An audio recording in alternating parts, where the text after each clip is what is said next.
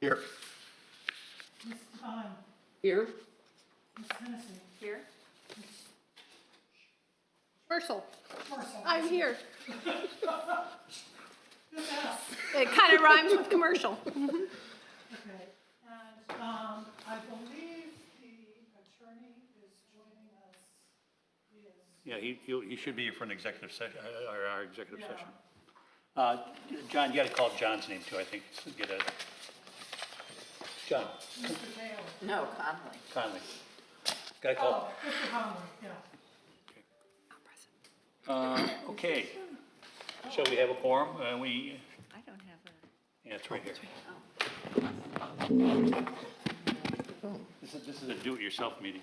Okay. No, Mike. Okay, the first order, the second order of the agenda is approval of minutes. We have three minutes to approve, the first being the commission meeting of January the 8th. Can I have a motion to approve the minutes? So moved. January 8th. A second. Second. Okay, all in favor? Aye. All right, any discussion on the minutes of January 8th? Okay, hearing none, I call for the vote on approval of the meeting of January 8th. All in favor? Aye. Aye. Aye. Next is the meeting minutes of January 5th. Do I have a motion to accept the meeting minutes of January 5th? February 5th. I'm sorry, February 5th. So moved. So moved. Okay, we got a motion and a second. Any discussion on the meeting of January 5th? No. February 5th. Just that the red line things are included. Yeah, one of the things that I did when I read it is that you also wanted to strike the ex parte part of it, right? I listened. I didn't hear that being said. I thought, well, if you listen, that's fine, because as I said to you in the email, is that as long as it was said, I have no problem. But I thought that the attorney was described the two different, that the planning commission has two different roles. Once when it's doing advisory to the town council, and one when it's acting in a decision-making. And I thought that was ex parte what he said. No, there were the two things were legislative or judicial. Legislative, we can talk to anyone we want. That's right. Judicial, we can't. Okay, and that's what I thought. I thought he said that during the session. Yeah, I didn't think that was clear. I mean, fine, I don't mind either way. I didn't think this Well- was what it was talking about. Okay. But I'll go with the flow on this. Fine, okay. So, do we have to make an amended motion? I'm sorry. We don't have to amend the motion to accept as is, do we have to, as amended? Okay. All in favor? Aye. Against? Okay, that passes. Minutes of the Special Planning Commission meeting of February 26th. Slow on the take-up. So may I have a motion to accept the minutes for February 26th? So moved. Second? Second. Okay, any discussion? Hearing none, let's call for the vote. All in favor? Aye. Aye. I abstain, I wasn't there. So I can't vote on it. Okay, that's right. That would be a fair abstention. Okay, all in favor, well, so we have 4 ayes and 1 abstain. It passes, so we accept the meeting of February 26th. All right, the next agenda on the meeting is public comments. So I would like to ask that if somebody from the public wants to make a comment, that they state their name and address for the record. Should only be comments on the agenda items, anybody from the public want to make a comment up front? Seeing none, we'll move on to the next. All right, the next agenda item is a presentation by for the Kiowa Resiliency. It's part of continuing the rhythm of resiliency planning, and the staff would like to make us aware of what's going on And we have invited guests to share that with us is Liz King and Sean Cannon of the Kiowa Conservancy.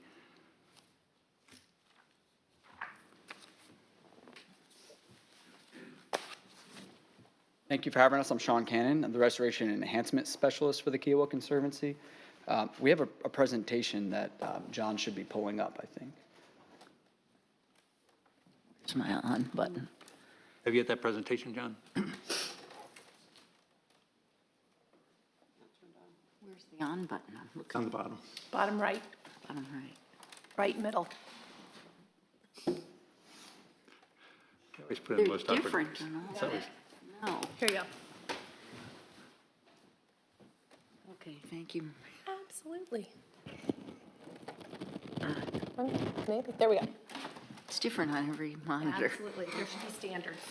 She's younger than I am. By a few months, that's all. Oh,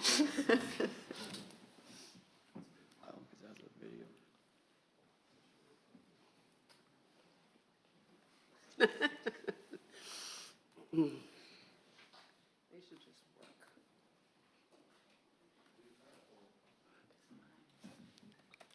Yeah, it's got a video in it. Yeah, exactly. I won in Connecticut now.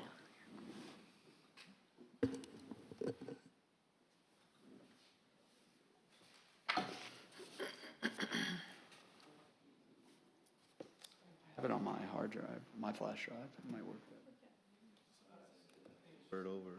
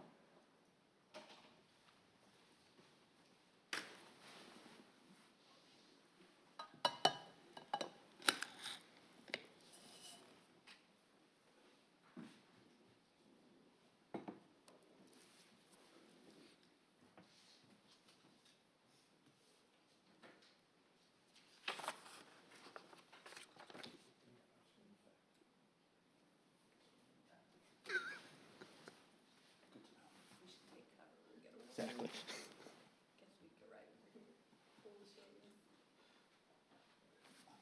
All right, we're making progress.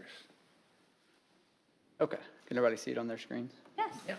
So we're going to be talking about the Mingle Point Living Shoreline project that we completed in August of 2024. This is a collaborative project with SCDNR, the Kiowa Island Golf Resort, and the Kiowa Conservancy.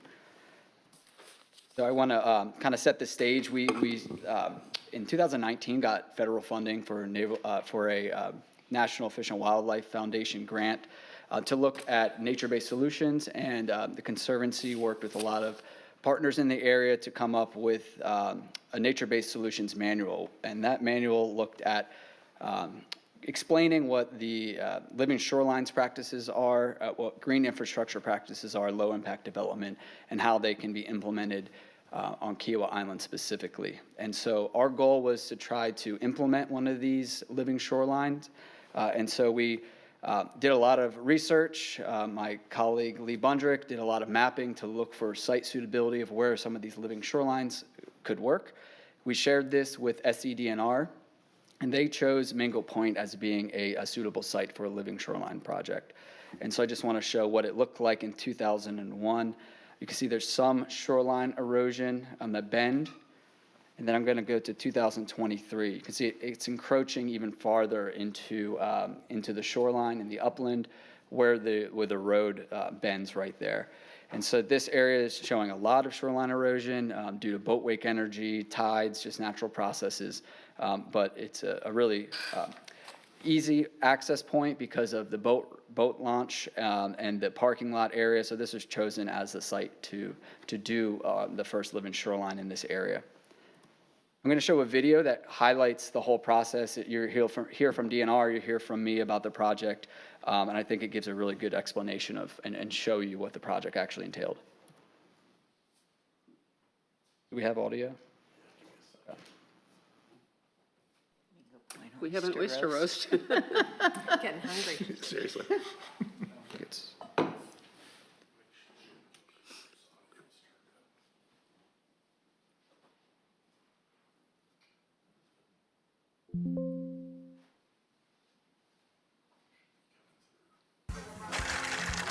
Mingo Point sunsets and oyster roasts have been a tradition on Kiowa Island for decades. Understanding that oyster shells are a valuable natural resource, the Kiowa Island Golf Resort has been recycling oyster shells through the South Carolina Department of Natural Resources. After each oyster roast, resort staff collect the shells. The Department of Natural Resources brings these shells to their facility, after which they're used to build living shorelines. Nick Playstead here. I'm a wildlife biologist for the SCORE program, which stands for South Carolina Oyster Recycling Enhancement Program. We are a part of the South Carolina Department of Natural Resources. Long story short, what we do is we take oyster shell and we put it back out in the marshes to rebuild oyster habitat. The three main reasons that we build these oyster beds are water filtration, erosion mitigation, and most importantly, habitat. So a little bit more about each of those. When it comes to water filtration, one adult oyster can filter 2.5 gallons of water per hour. So when you multiply that by 24 hours in a day, you get about 50 gallons of water per day from just one adult oyster. Now, if you extrapolate that by the thousands of oysters that you have on an oyster bed, that's excellent for water filtration and water quality. The second reason I mentioned erosion mitigation. These oyster beds actually serve as a natural breakwater. Imagine a boat going by and kicking up a wake. As that wake comes into shore, it's going to hit that shoreline and it's going to start to erode all that sediment.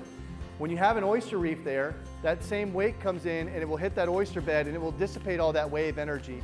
So instead of eroding that bank, you actually get the deposition of sediment, which will start to build up that shoreline, which we can come back in later and we can plant Spartina grass in where that pluff mud starts to accrue.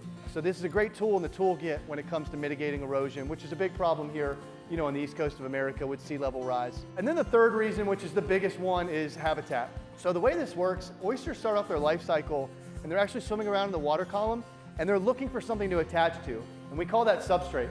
And they can attach to just about anything, but ideally they like to attach to shell. That oyster shell has calcium carbonate in it, and that calcium carbonate is kind of a chemical signal that when it leaches out into the water, it's telling those larval oysters, hey, come settle here. And that oyster reef's gonna have lots of little nooks and crannies, lots of little cracks and crevices. We call those interstitial spaces. In all those interstitial spaces, you get a lot of little invertebrates that like to live in there. Lots of little crabs, lots of little worms. That's going to attract bigger invertebrates that want to feed on them. That's going to attract even bigger predators from that, and then it starts to cascade all the way up the food web. And the next thing you know, you've got an entire ecosystem that's congregating around these oyster beds for feeding purposes. I'm Sean Cannon. I'm the Restoration and Enhancement Specialist for the Kiowa Conservancy. The Kiowa Conservancy is a nonprofit accredited land trust. Our primary goal is to preserve land in the Kiowa River watershed. We measure, manage, improve, and advocate for the ecological health of Kiowa Island and its environs. So the environs, what we're talking about is the entire Kiowa River watershed, which is where all the water flows after a rainfall event. Using nature-based solutions is one way to use green infrastructure to solve some of the problems that we are facing in the Kiowa River watershed. At the Kiowa Conservancy, we take a watershed-based approach because we know that wildlife doesn't know the boundaries of Kiowa Island. So we try to advocate for the ecological health of Seabrook, Johns Island, and Kiowa, which is comprised of the Kiowa River watershed. To wrap all that up, that's really what we like to see in a living shoreline. That healthy oyster bed in the front, accruing pluff mud behind it, with that Spartina grass growing behind it, because then we have really a rich biodiversity that will frequent that area. If you'd like to learn more about our mission, please visit our website, kiowaconservancy.org, and find more about. Okay, so that was a great video that the Kiowa Island Golf Resort put together, but all of the footage you saw there was from our project that we worked on together. And we had 150 volunteers throughout the process. We built all those manufactured wire reefs with the help of DNR and the Kiawah Island Golf Resort staff, as well as the Kiawah Conservancy staff. And so it was a really big project for everyone to work on. And we're already starting to see it be successful. So this is a image from this past month, and you can see that towards the left of the screen, the bottom, the manufactured wire reefs are already being covered in pluff mud, which is exactly what we want to see. Those are 18 inches tall, so it's already accreted 18 inches of sediment. So what we hope to see is the Spartina starting to grow now that the elevation has risen. The Spartina will then even stabilize the shoreline further. We also are going to try to jumpstart this restoration process by planting Spartina in that transition zone where you see the kind of the mud flat there. And so we've already harvested seeds from that site. So we have the local ecotype.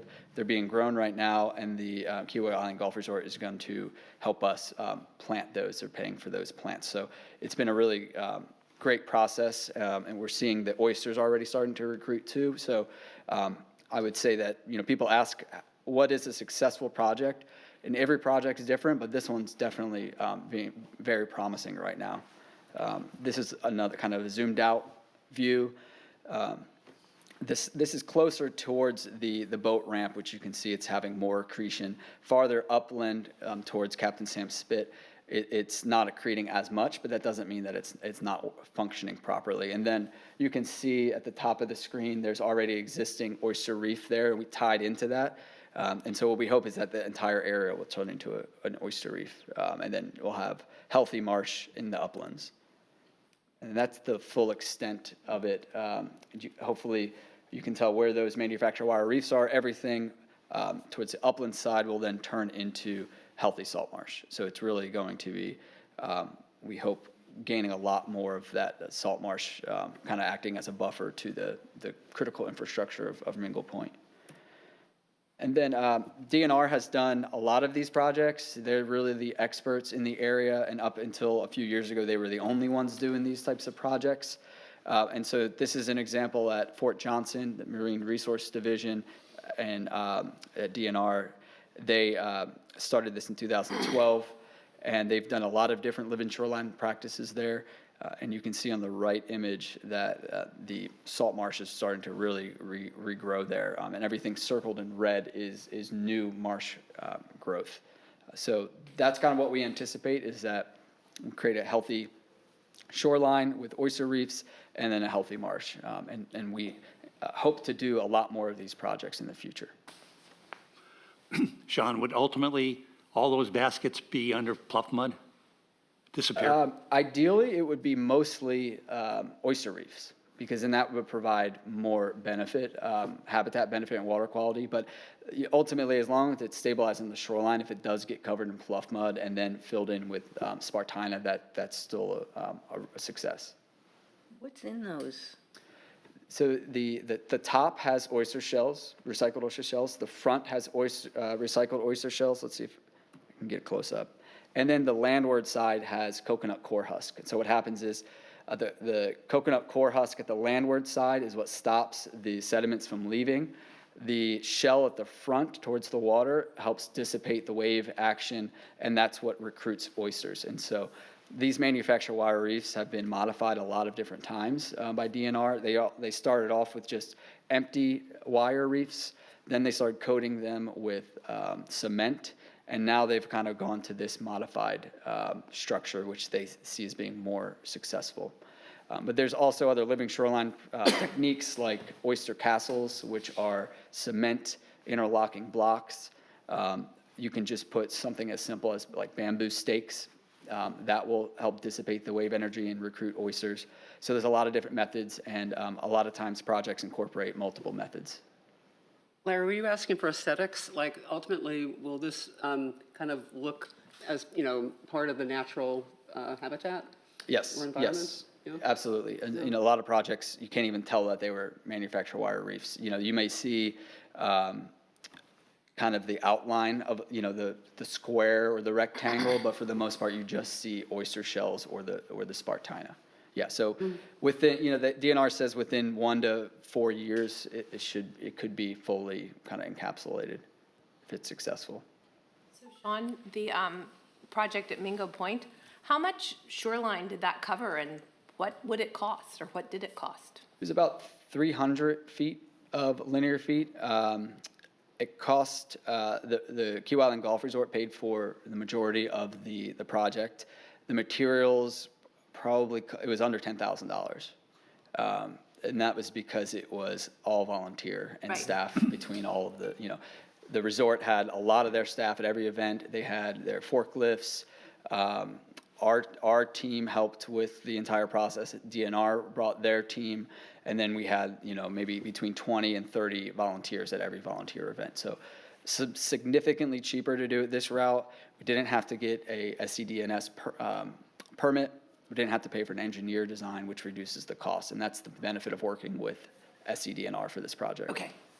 One other quick question. As I recall from when we were looking at the Mingo Point dock, isn't the other side accreting as well? The other side of the shoreline, Yeah.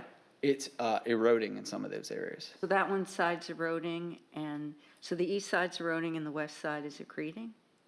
I'd have to, we have maps on it, but there's kind of all throughout that area, there is shoreline erosion. So there may be some accretion on certain sides, but that stretch of river has a lot of erosion, and that's one of our priority areas. Hopefully, we can do projects in the future all throughout that, near the Kiowa River Bridge and that bend by Mingo Point. Oh, it sounds like a very good success, but you started off by saying you picked this place because it was an appropriate place to do it, a good place to do it. Are there just a few of these, or can it be generally used? It can be generally used. What we recommend, we don't want to, let's say, armor the whole entire riverbank. That's not the purpose of living shorelines. So one of the reasons this was chosen is because it is near infrastructure. The resort has a property there, so that's one reason to use a living shoreline. The slope is more gentle there, so these living shorelines are more successful when there's a slope like that. It needs a certain salinity for the oysters to be able to grow. And there has to be that erosion occurring, or else it's not really worth putting in a living shoreline. And then one of the major reasons was it's in not necessarily a public area, but it's a highly visible area that we can take people to show them. It was easy to stage all those manufactured wire reefs if you saw the forklift. And so being able to walk to the area, we didn't have to use a boat to deploy and install them. So all of those reasons were why that project, that site was chosen So first. Let me ask you the next follow-up question. Are there other sites you're working on right now? We are hopefully proposing a much, much larger living shoreline to the town of Key Island. Yes, which I think is still in planning. But hopefully that comes before the planning commission or whatever the next step is. But yes, we hope to do more of these projects in the area. Any other questions? Nope. Nope. Thanks so much. Thank you. That was very interesting. Very interesting and positive. Yeah, it's nice. Okay, the next order of business is a Kiowa Next update. That Kiowa Next is the comprehensive plan, so I would like to ask John, are you going to present that?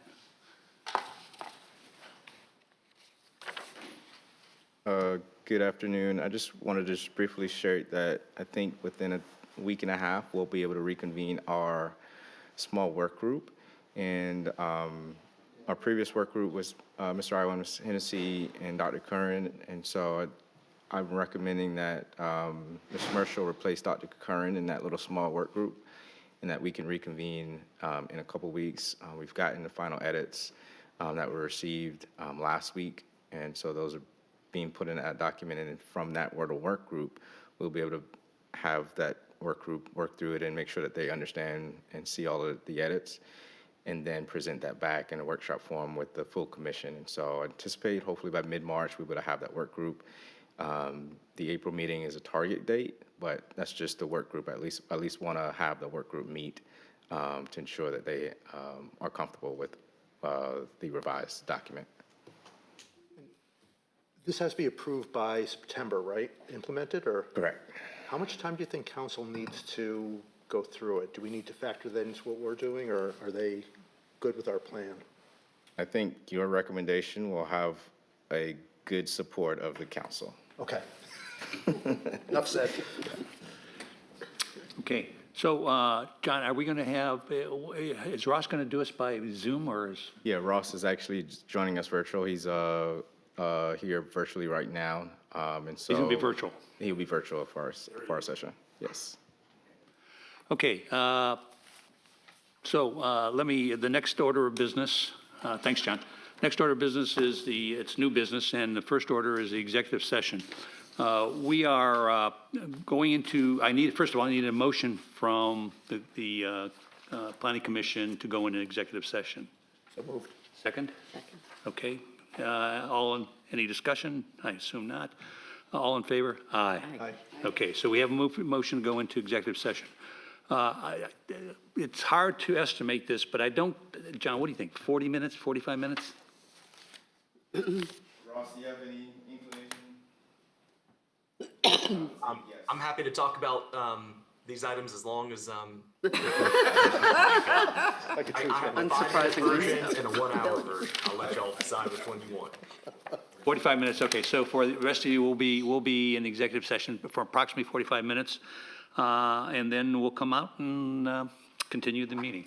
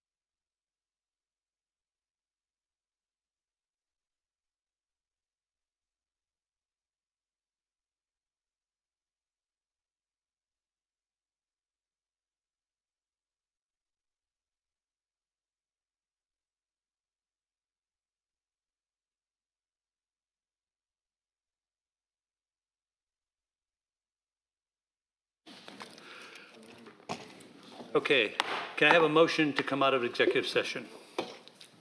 So moved. Second? Second. All in favor? Aye. Aye. All right, motion passes. Now, where are we? We are now on the subdivision applications. First of all, I need to say for the record that we took no votes and no decisions were made while in executive session. And what was covered in executive session was the case number. Do you want me to do it by case number, John? Or how do you want me to write that? Based on the agenda. We only covered the items that were in the agenda. Okay. Okay. Moving on now, subdivisions applications. The first one is from the resort. John, would you lead us through the discussion? Thank you, Mr. Vice Chair. Our first application today is, I'm going to collectively sort of review both applications, SBD 24-000005, followed by SBD 24-000006.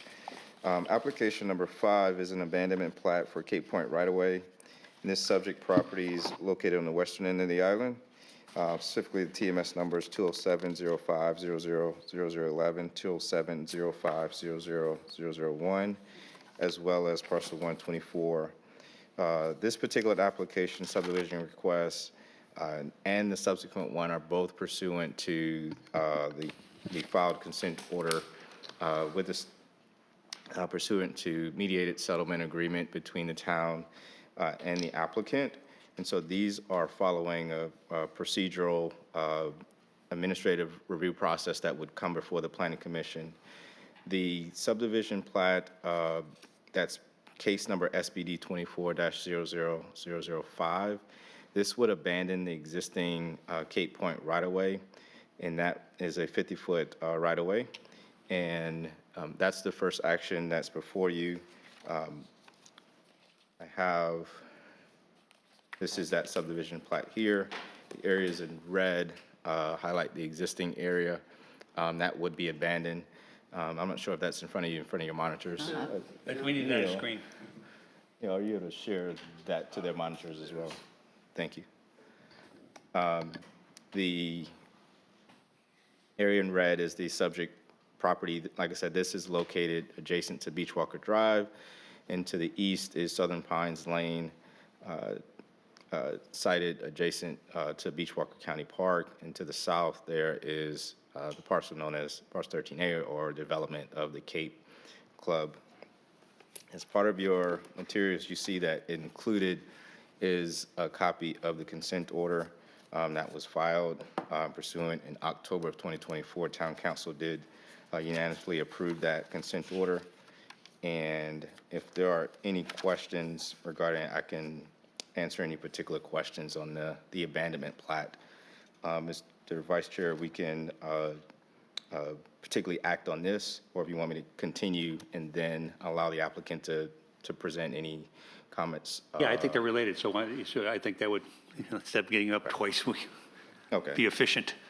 All right, so the second application before you, which is SBD 24-00006, is a subdivision plat which establishes a service vehicle access. And this particular access would service specifically the Cape Club as listed in your materials. What's associated with this is a turnaround that's being proposed that does not meet the technical dimension requirements within our code. And so that's why the attached waiver request is a component to this application as well. Again, that waiver is pursuant to section 12-254. And so as part of the criteria of approval, the applicant would need to meet the hardship, if you will, waiver requests on those criteria. Special and or unique conditions affecting the property, undue hardships that will result in adherence to one or more of relevant requirements, and any granting of the waiver will not be detrimental to adjacent properties or property owners or to the public interest.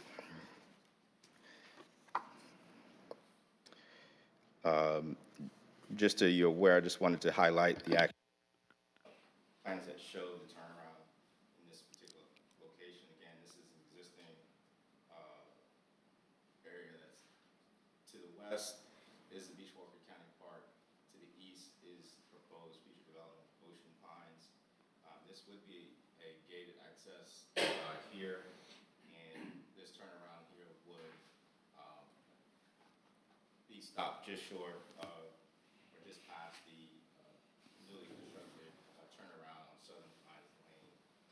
Pursuant to the conditions of the terms and conditions outlined in the settlement agreement, there are a number of things that are outlined in that particular document, and associated with it, staff has added those as particular recommendations for the planning commission to consider as part of the approval of these subdivision requests. So to highlight those specifically, as part of staff's recommendation, there's a note that the applicant shall add to the following, to the subdivision plat, which is the subject parcel shall not be used as vehicular access to parcel 12B, Captain Sam Spit, and that's based on the previously executed 2013 amended and restated development agreement between the town and Kiwawa Resort Associates. And the second is that that service vehicle should have no vehicle access into the Cape Club except for smaller utility vehicles transporting items back and forth between the terminus and the Cape Club connecting across the property line to the Cape. And then it should be a separate deed restriction or covenant on the access parcel prohibiting its use for vehicle access to parcel 12B, the Spit, or Captain Sam Spit, similarly as well described in the previously executed 2013 amended restated development agreement.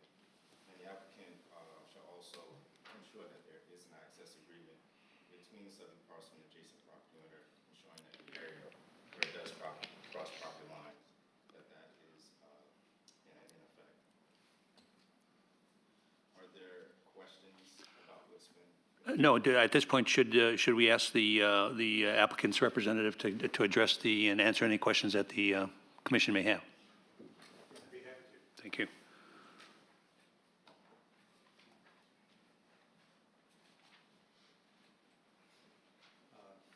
For those of you I haven't met, I'm Ray Chantlick, the Vice President of Development with South Street Partners. I can give you probably a 5-year-long history of this, but I don't think we need to do that. I would only mention that the need for the waiver that John mentioned is really to do with the radius of the turnaround. You can kind of see in the inset map the adjacent Southern Pines Lane turnaround. That is compliant with the fire apparatus access code, and you can see how much larger it is compared to the turnaround. This is just a supplementary, as we know, it's a driveway, not technically a roadway. That's kind of the purpose for the abandonment, and then the replanting as an access drive. A typical roadway would have a structure, a building, possibly, that it would be used for access. Well, there are no fire, any structures that need fire access for this particular improvement, because that's provided by Southern Pines Lane. Yeah, Ray, I think I read where there's going to be a gatehouse there can you tell us about that? Yes, if you look further up from the turnaround, there would The be- dark spot there. Now, I don't know if we, sure, oh, okay.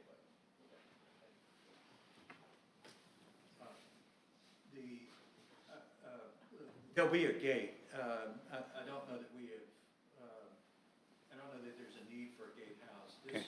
This was in fact, this larger improvement that's existing was in anticipation of access, through here to Captain Sam's Inlet. So you specifically mentioned gatehouse. I don't think that will be necessary since it's really just for club access. So it'll be a gate, though? Yeah. But we've kept this sort of turnaround in place, so if there's traffic, there's a way to turn around before you need to get to this turnaround. So there's a gate in and a gate out, and is this gate then restricted just to service vehicles as opposed to members with their RFID? Members, it's only for club access. There could be a shuttle, say, that brings someone down. There's no parking, obviously. But any sort of employee drop-off, certainly, deliveries of commodities and product would be made. And we've been discussing this thoroughly with the town.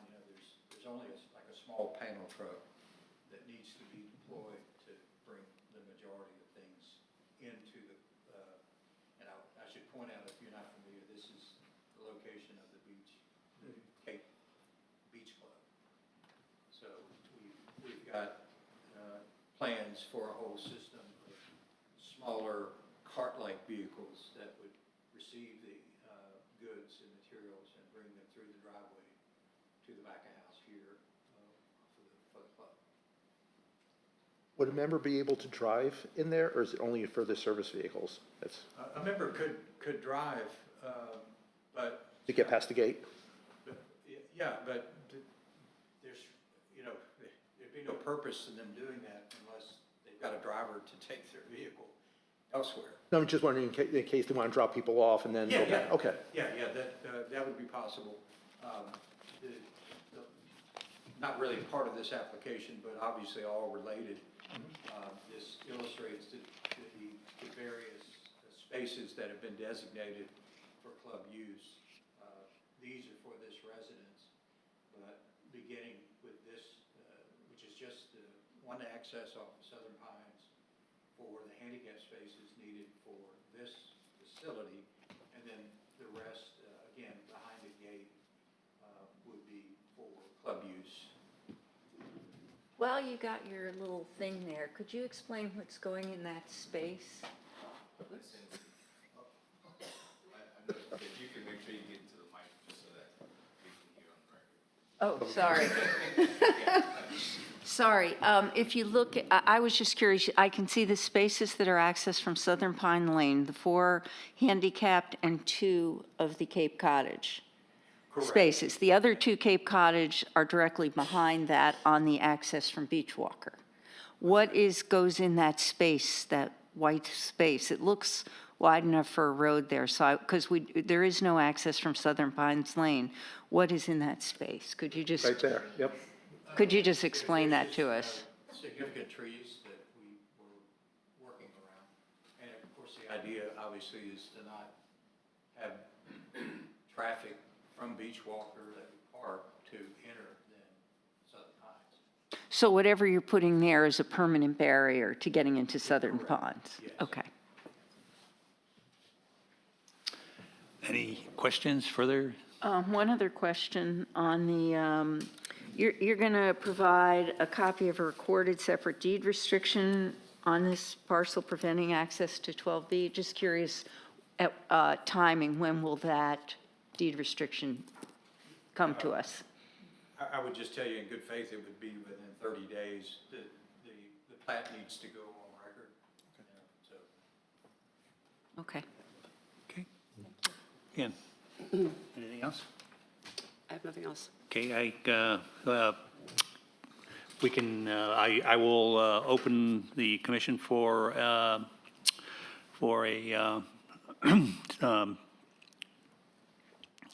Motion. Thank you. Yeah, so we want to take a motion now on this? On the first one. On the first one, okay. All right, I'll take that one. So I move that subdivision case SBD 24-000-005, the abandonment of the Cape Point right-of-way located at TMS 207-05-00-0011, also 207-05-00-0001, and finally TMS 207-05-00-124 be approved. Can I have a second? Second. Motion is made and seconded. Discussion. Hearing no discussion, I'll call for the vote. All in favor, say aye. Aye. Aye. Hearing no nays, the motion is passed. Okay. Now we need a motion for the waiver. Having met the criteria pursuant to Section 12-254 waivers, I move that the requested waiver request regarding subdivision case SBD 24-000006, establishment of service vehicle access is approved. Second? Second. It's been moved and seconded. Any discussion? Hearing none, I'll call for the vote. All in favor, say aye. Aye. Opposed? Hearing no opposition, the motion passes, the waiver passes.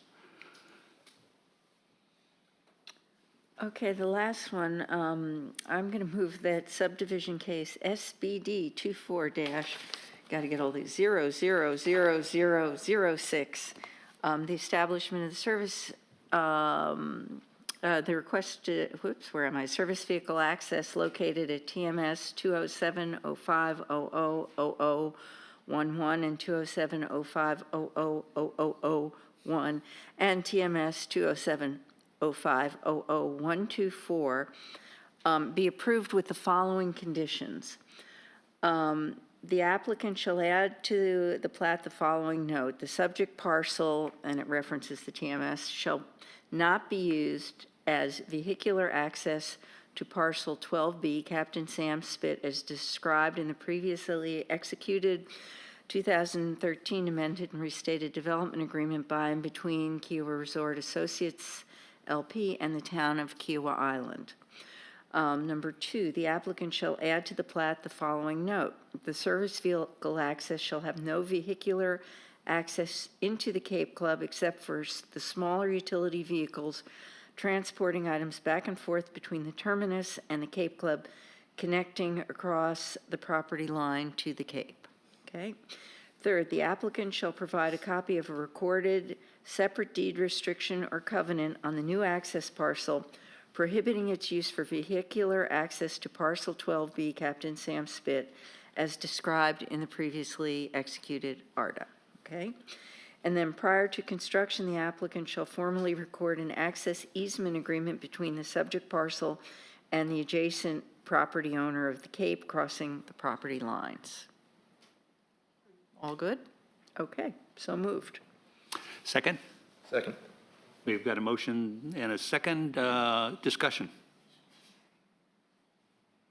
Hearing no discussion, I will call for the vote. All in favor, say aye. Aye. Aye. Opposed?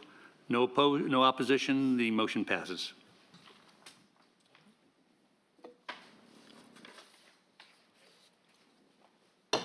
Next. I thought we had, Keep us. What is this? Action has to be taken on this piece.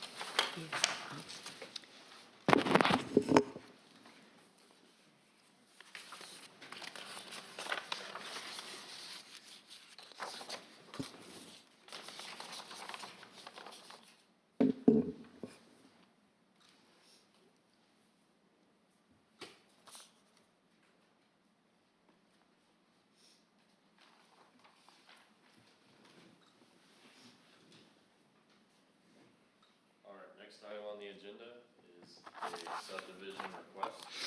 Case is SBD 25-000001.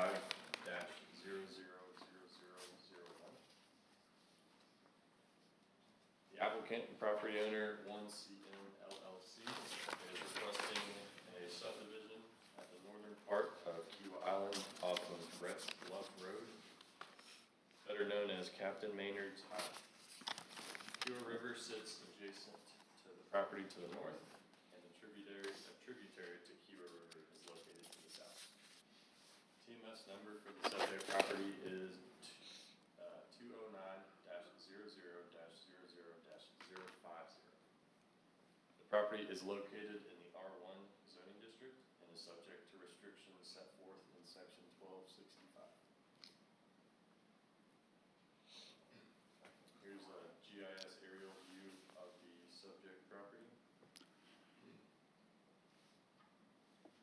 The subject property is principally developed. Subject parcel was brought to the Planning Commission on November 8th, 2017 for a proposed preliminary subdivision. The proposed subdivision consisted of 6 lots and a private road. That plat was approved and no further action was taken. On April 23rd, 2019, a fire burned down the principal residence. The property was not redeveloped following the fire. Property currently has 2 existing dock structures, one going to the Keel River and the other going to the tributary of the Keel River to the south. Property is serviced by public sewer and water, and the property contains an SCDES BCM critical line dated and signed by Bradley James on 08/31/2022.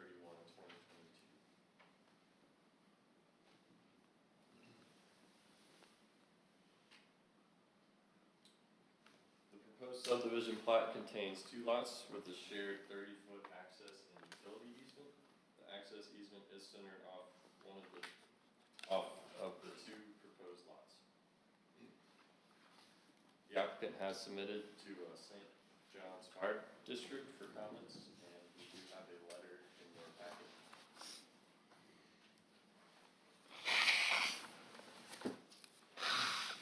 Pursuant to section 12-246, administration, subsection E, Planning Commission, number 3, the Planning Commission shall act to approve, disapprove, or approve with conditions all preliminary and final plats. Planning Department staff has reviewed this document for preliminary approval of the subdivision, to be known as lot number 1 through number 2, tract 26, phase 3, known as Captain Maynard's Island, and finds that it is consistent with chapter 12, article 3 subdivision regulations. In the event Planning Commission considers approval of the preliminary plat, planning staff recommends that a few conditions are added. The first condition is the applicant shall maintain a vertical clearance for the driveway of not less than 14 feet to accommodate ladder trucks and high water rescue vehicles. And number 2, the following statements should be added on the plat. Quote, the approval of this plat does not obligate the town of Kiawah Island in any way to accept or maintenance any of the roads or easements shown herein. And quote, warning, approval of this plat by the Planning Commission does not indicate approval nor adjudicate title of the access to right-of-ways shown here. End quote. Are there any questions?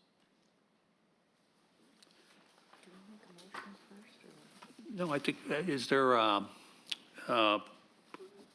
Mr. Pentlick, do you have any, I understand you're speaking for the owner in this one. I have no particular comments, but certainly if there are questions, happy to. I'm assisting Ralph and Elizabeth Keel in this application. It's not a development by Keel Partners.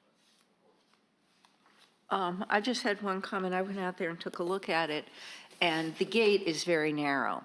And our letter from St. John's Fire Department, they talk about we got to increase the height to 14 feet, and I saw there's just a limb you need to cut off. It didn't look like that was a big deal. But it does say, as their letter says, as it currently stands, the gate could present a significant hindrance to firefighting operations. They recommend widening the entrance and clearing the low-lying trees. Do the owners have any thought if we ask them to widen the gate? It's pretty narrow. They are aware of that, and I guess if I were to make a suggestion, I would stipulate that would be done before the issuance of a building permit. So that they widen it or just take the gate away? I mean, they may want a gate there, I don't know. Yeah.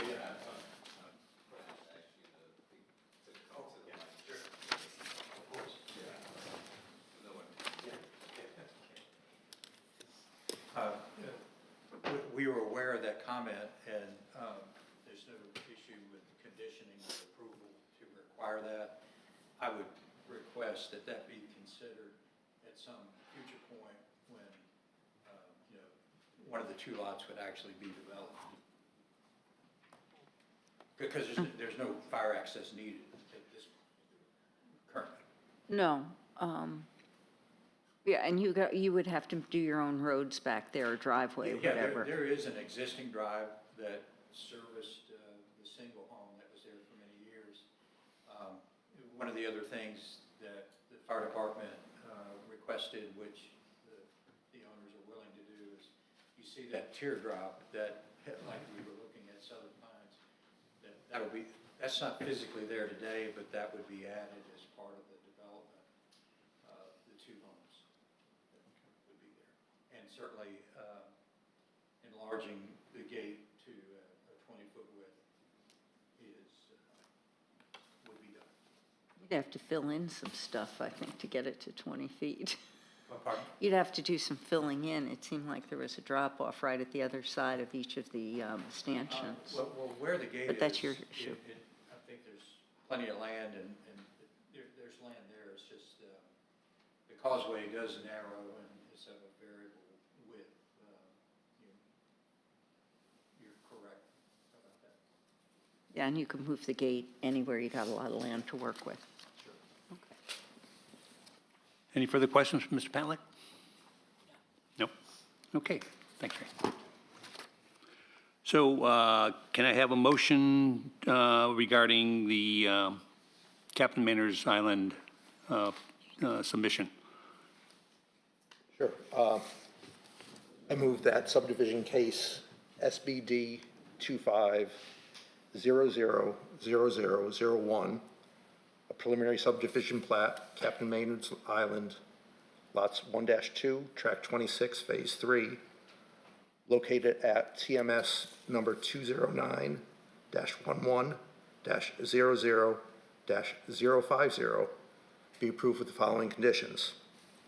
The applicant shall maintain an unobstructed vertical clearance for the driveway of not less than 14 feet to accommodate ladder trucks and high water rescue vehicles.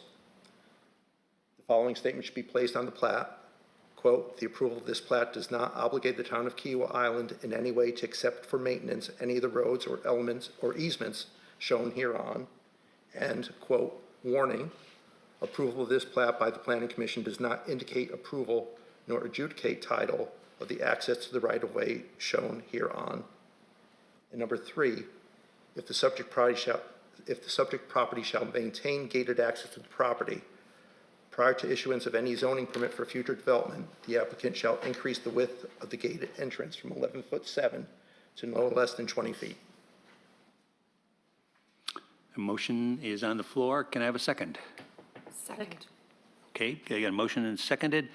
Any discussion? Any further discussion? Hearing none, I'll call for the vote. All in favor, say aye. Aye. Opposed? No opposition, motion passes. Okay, moving on. We're on a roll. Now we have the, John, we have the zoning text amendment.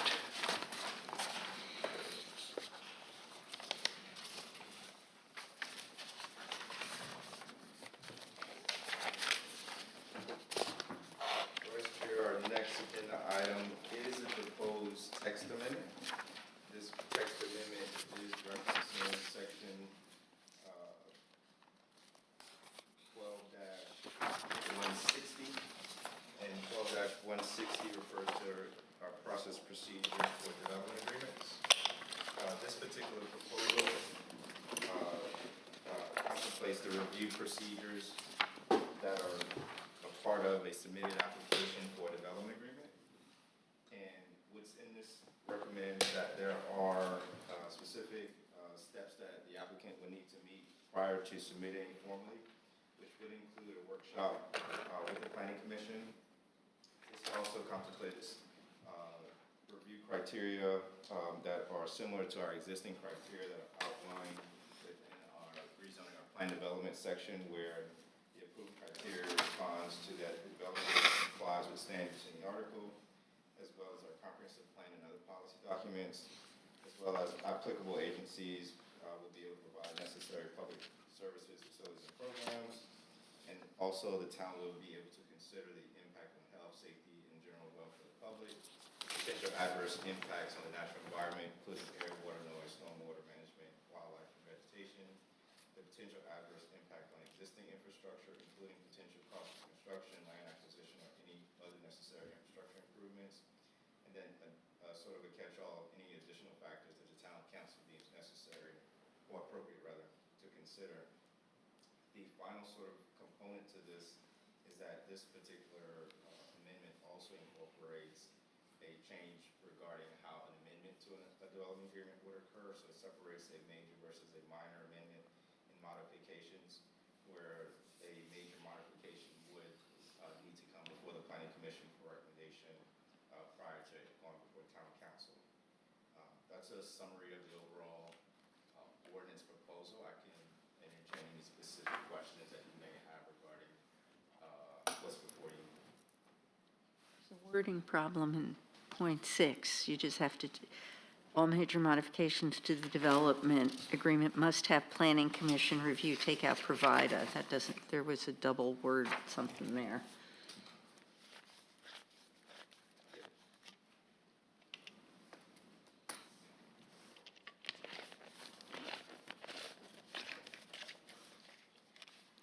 We need an amendment. If there aren't any questions, then we can entertain the motion. You guys can have discussion.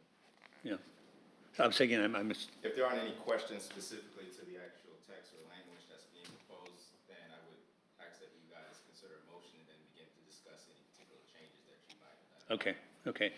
Can I have a motion to consider the text amendment as presented by Mr. Taylor? So moved. This is to consider, not to approve No. as it stands. No. To consider. Second? Okay, now let's discussion. Do I have any issues? Yeah. No, I just wanted to make sure I understood where we were in the process. Yeah, no, we haven't got a motion yet to approve. So, so we have one, Joanne wants one text amendment, more typo, I guess it is. It's just a wording Wording, issue. okay. It's not There are substantive. a couple other typos, so we just, what is the, how do we? Say it right now. That's- Okay, so in section 4, we need a semicolon at the end of B. And then over on page 3, paragraph 6, we need an S at the end of the word modification. Should be modifications. Good one.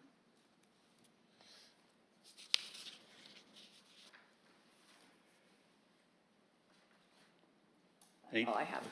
Then I have a question on part 3C2, okay? Planning director may recommend additional workshops as necessary before formal application is to be considered by the planning commission. Can the planning commission also recommend additional workshops after we have the initial one, or is that just town staff? Based on its written as to dates, that discretion is given to the planning director.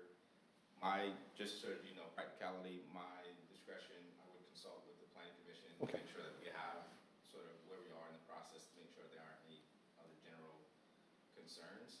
Okay. Particularly also based on the first initial workshop with the community, are there any substantial concerns? I'll give you one quick example. If you all recall, a few years ago, there was a proposal for storage units in Freshfields that never really materialized to coming before the planning commission.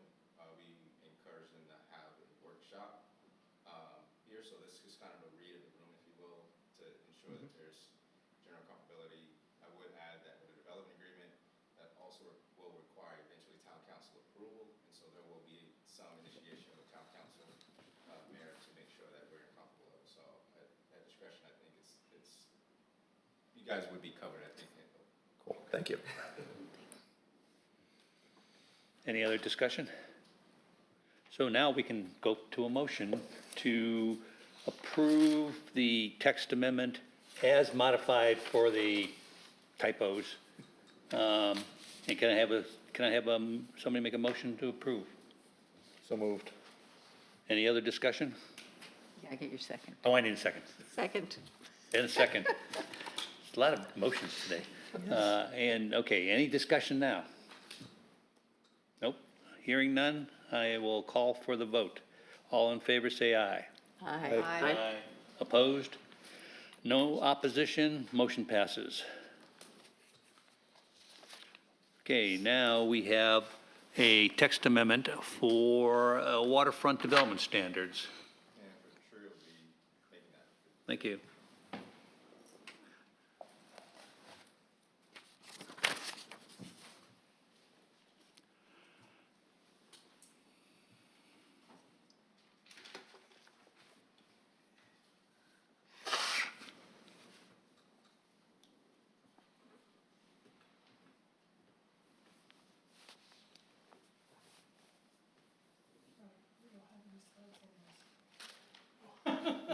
That's okay. So this is the zoning text amendment, AZ 025-2203, waterfront development standards and lot coverage. This is a request to amend the section 1276 waterfront development standards, which applies to properties adjacent to saltwater marshes, wetlands, waterways, and section 12-374 definitions to modify required buffer standards and to modify lot coverage and associated definitions. So this amendment came through the Marsh Management Work Group and within the Comprehensive Marsh Management Plan. It requested the town look at its setbacks, and so we did a bit of a study of other local communities as to what actually it looks at the setbacks and the buffers, and so we looked at the setbacks and buffers and to see where we were in context of the city of Folly Beach, town of Sullivan's Island, town of Mount Pleasant, and it appeared, so our setbacks are broken down by residential and non-residential. Our setback is 30 feet for residential and 50 feet for non-residential. Our buffer within that setback for residential is 10 feet, and the buffer within the non-residential is 35. So in doing the analysis of the other communities in the area, it became very apparent that we were a bit behind in terms of the buffer. So the recommendation was to change our buffer from 10 feet to 15 feet, which would be in line with most of the other communities. So in other words, the setback won't change. It's just limiting the activity within the 15 feet from the critical line landward. And then the other component of this is kind of updating some of the language in the definitions. Back in July, DHEC divided and became the Department of Environmental Services, Bureau of Coastal Management. So our terminology is a bit outdated, so we wanted to clarify that in the definitions. And then also clarify the lot coverage, how we count lot coverage, and that it's a highland, from highland, let's see, how do we say it? Definition.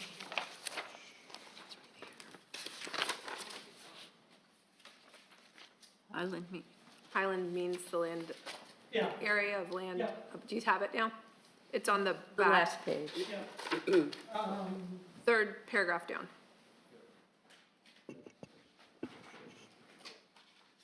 So, I'm supposed to.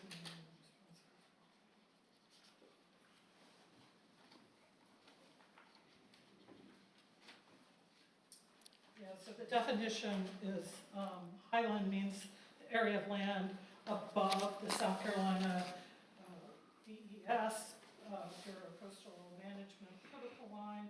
This excludes freshwater wetlands. Lot coverage means the total percentage of lot area of the highland that is impervious to stormwater, including building space. Walks, driveways, front walkways, and other impervious surfaces as defined by this ordinance So it was just a clarification of that terminology.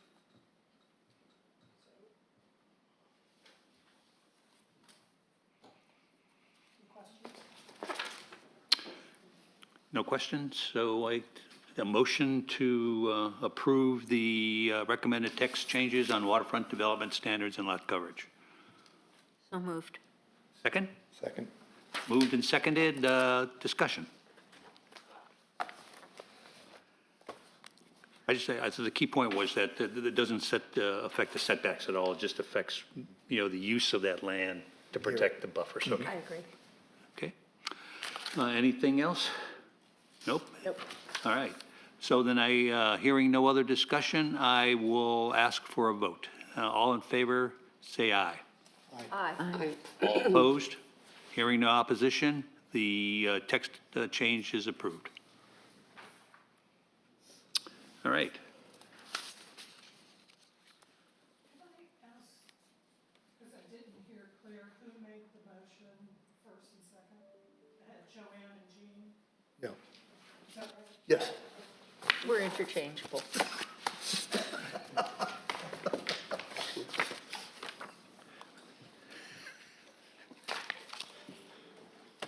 Hope your spouses don't know that. I was gonna say, but.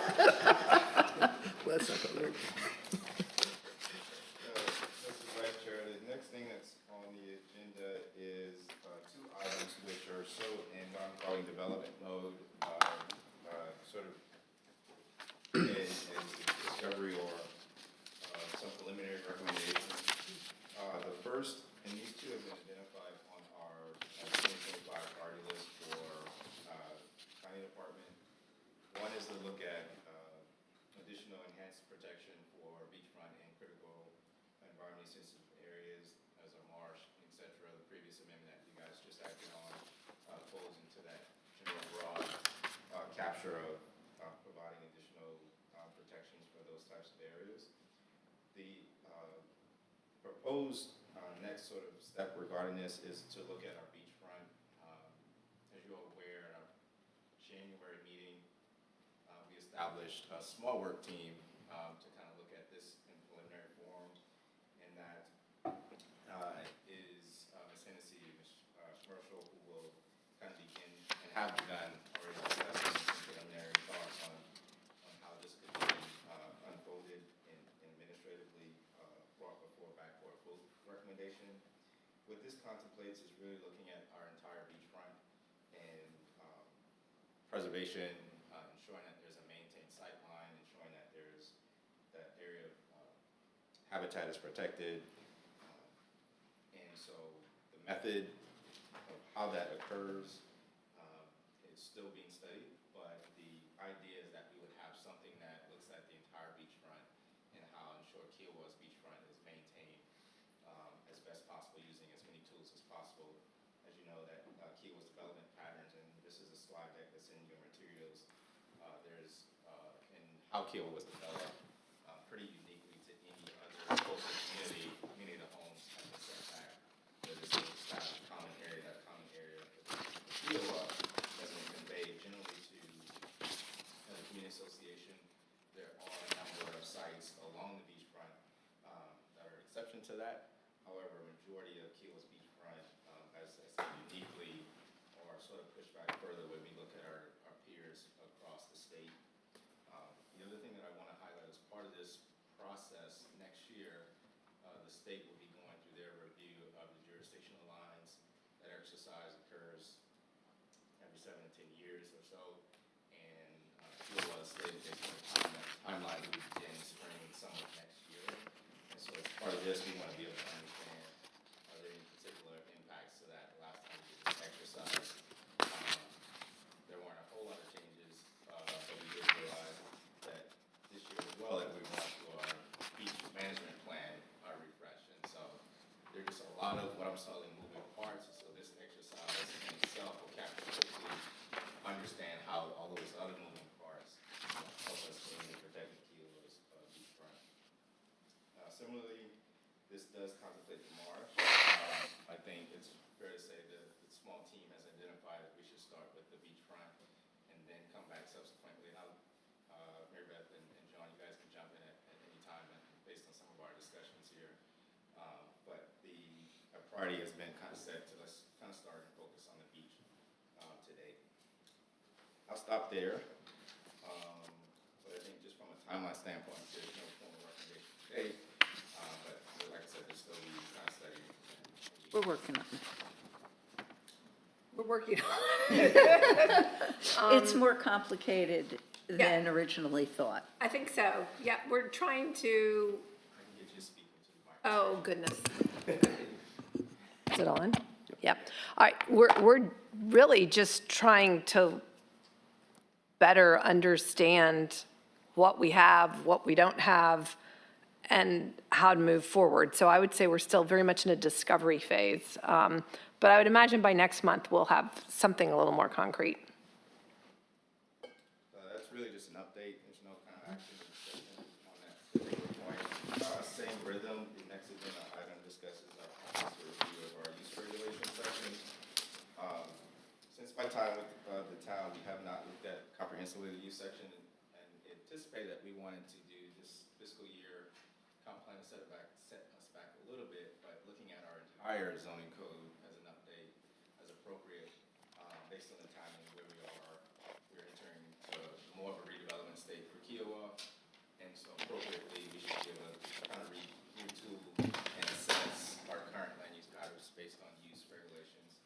And so this exercise will begin in-house to begin to review permitted by right uses, special exception, conditional uses, and the like. Are there any changes that need to be made based on our current, where we are today? Are there additional things that need to be considered for where we are today? And so that's just an exercise, and I'm glad to have that we have a couple more volunteers to kind of assist through that process. Mr. Bond and Ms. Hennessy also be working that as a pair to help us through that. And so I did list as part of this that we anticipate hopefully to have a workshop at our next, sometime in April, I think, to at least begin more formally having something that we can digest from the community standpoint. So if there are suggestions from other commissioners on that, I would encourage you to kind of share that with staff and those two so that we can begin to fold in something that looks a little bit more tangible, and then also just engage with the community on this and getting their thoughts on any particular issues regarding use on the island. So the only sort of timeline, like I said, we anticipate hopefully in April that we can have more targeted, focused discussion on this agenda item. That's fine. Any questions? I will have one thing I thought we would hear something about is the status of the pervious driveway. I was going to let Ms. Babinette do that during his comments. During my closing comments? Yep. Perfect. Okay, thanks. Okay, any other questions for Mr. Taylor? Okay, so next order of business is election of 2025 officers. With Dr. Curran's resignation, we have a vacancy at the chair, so I will open the nomination process to who would nominate somebody for the chair of this commission. Sure thing. With permission, I'd like to nominate Joanne Hennessy. I've been on this commission for 1 year as of tomorrow, my birthday. And over that time, I found her to be totally committed to Kiowa. The people that live here, our natural resources, et cetera. I truly believe, and I hope you all will agree with me, that her open-mindedness and collaborative nature will benefit this commission. I think we've got off to a great start this year, and I think we'll just continue on with that with Joanne as our chairperson. Okay, have a second? Second. Okay, and then any other nominations? This is going to be an easy election. Don't jinx it. So we now take a vote now. All in favor of Joanne Hennessy becoming chair of the Planning Commission, say aye. Aye. Aye. Any opposed? Hearing none opposition, unanimously, Joanne Hennessy can sit in my seat. And take the gavel. Congratulations. Oh, yeah, I gotta give you the gavel. You want to take over from here? No, you can do it. I just wanted to say thank you, Jean. That was very kind, and I look forward to working with all of you. We've got a lot going on. I'm really excited with our new people. Everybody's working. We have our institutional knowledge. We have new people. We have, and a lot of different viewpoints, different experiences that all come together, I think, to get the best result. It's a good team. We're excited. Great. You can finish. Go ahead. I have nothing to finish. So now we have correspondence and staff comments. John? Yes, I shared with you earlier today just a monthly update. I'll hit some highlights of that update regarding staff correspondence. The Board of Zoning Appeals heard two cases at their February meeting. Two of those cases, both those cases were denied. One of those cases was in Ocean Park, 219 High Dunes. This was the first case that we received for variance post the expiration of the development agreement. As you all may recall, during our workshop with for the comprehensive plan, there was particular discussion regarding the land use pattern for Ocean Park. The applicants have shown interest for potential rezoning for that property to be R1. We have scheduled what I'm calling a pre-application meeting to kind of discuss the interest of the applicant board, whether we do that individually, whether we do it collectively for other parcels that are in Ocean Park. But just so you're all aware that discussion of some potential changes occurring in the Ocean Park neighborhood could be materializing. The second thing that I wanted to update you on is regarding, just from a highlight standpoint, at yesterday's town council meeting, two of your ordinances, because those have been worked on for quite some time, did receive second and final reading. That was first the phase 2 of our landscape standards. Phase 2 incorporate landscape standards specifically now for the town, so that's a exciting time that that has been under consideration, and it's finally gotten its approval. And the other ordinance was the stormwater management, some modifications. If you recall, back in way in July of 2024, that's when that first reading was approved, and not until yesterday we got second reading. And so the biggest sort of, I think, takeaway or changes from that particular ordinance in stormwater management, that now we would have an applicant be required to submit a stormwater application as part of their zoning review. And so that now would need to meet in accordance with the Charleston County Stormwater Manual Program, Stormwater Program, and any other applicable standards and regulations. And so that's sort of a new rhythm for QOR. The two other things that I think I'll give a highlight, I kind of alluded to one of those at our last meeting regarding the Maynard corridor. If you guys have been following that, I shared last time that we were together that the county effectively sort of, segment C is high. There's limited funding available for that particular project. If you all have been traveling north and you have the main road, you'll see that activity has begun for the main road segment A. That will continue in rhythm. March 13th, you know, on your calendar, is the first of a quarterly meeting that the county is hosting, and that'll be at 6:30 at St. John's High School. And that's just really to give updates on segment A and its progress. And so that'll be at March 13th. On March 6th, which is this Thursday, tomorrow, the Island Medical Village, proposed village, if you all recall, that had all special time, that will be back on Charleston County's Planning and Public Works Committee agenda tomorrow evening, followed by anticipated first reading of that on March 11th. So I encourage you guys to share that with your neighbors and others in the community to pay attention to those applications and projects. That's all I think I'll highlight. Everything else I said, I kind of in your materials. If you guys have questions about any of those things, I can touch bases on. But if Mr. Badnick wants to. Well, is there public input for the medical village on the Charleston County website? So yes, on their There will be? website, there is public input. Okay. At this stage, the public hearing has already occurred. Right. The county county council typically does not take public comments at their committee meetings. However, during open session, you can address sort of any agenda item if you are interested in it. But the portal is set up for you to be able to submit comments still.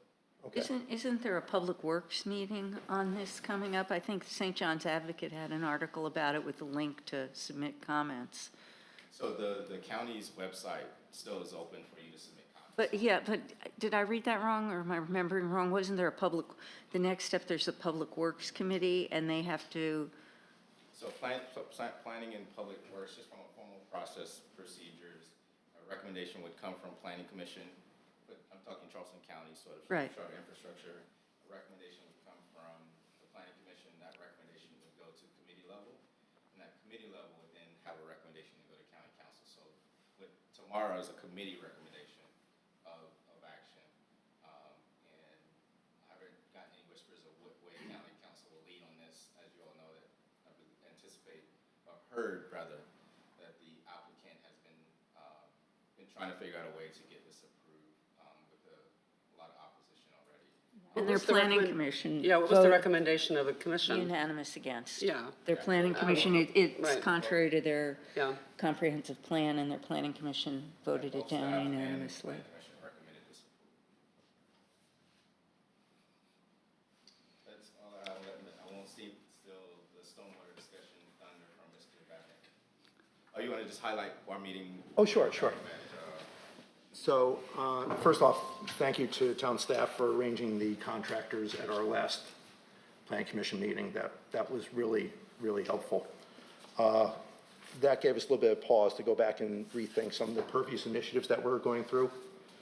So on February 28th, John, Patria, Councilmember Kay, Larry, and myself met to take another look at the pervious initiative and think about taking a step back to look at more holistically. So rather than focusing on a type of material or product or something else, look at it in relation to the whole property in terms of how the pervious requirements and stormwater is being managed.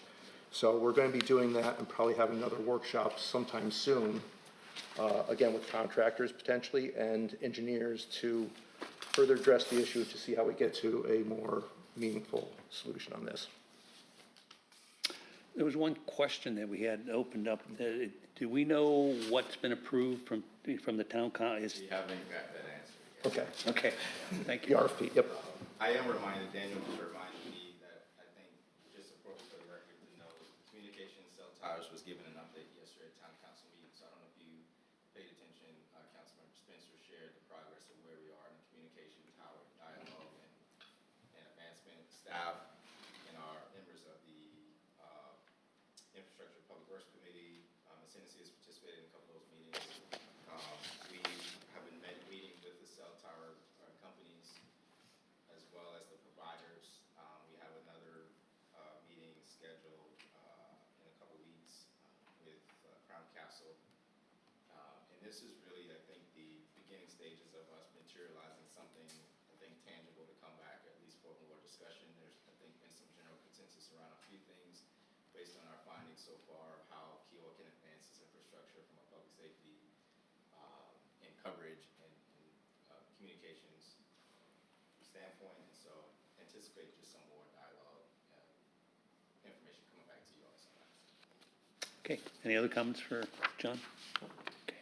So now we go to public comments. The public has another opportunity to speak. Anybody interested? It's been a long meeting, hasn't it? Hearing none, we will move to commissioners' comments. Start at the end. I have no comments at this time. Hey, you're good. Joanne? No further comments, thank you. No You're further good. comments. I'm done. Well, I just have one comment is that I was absolutely blown away by the amount of work the commission put in, and also the town staff, the planning staff put in preparing for this meeting. I didn't think there was any possible way we would be able to get She had the under at 3:30. There was no way that I would. Run up the clock. You owe me a nickel. So I just wanted to, I think I'm looking forward to seeing what can be accomplished. I looked at the John status report and all the things that we've got in, and we've never had, in my X amount of years on this commission, as many things going on as we have right now, and I think this group is poised to handle it, so good job. All right, that I'll entertain a motion to adjourn. So moved. Second. All in favor? Done.